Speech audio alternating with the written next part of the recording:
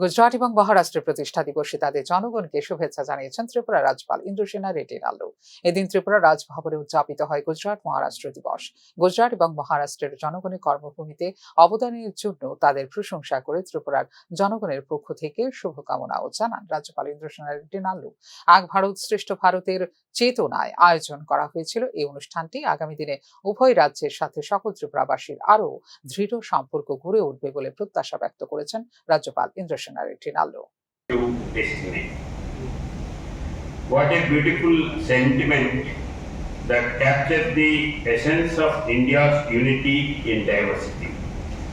Your introduction and your comments resonate deeply with the spirit of Ek Bharat, Shrestha Bharat, One India, Great India.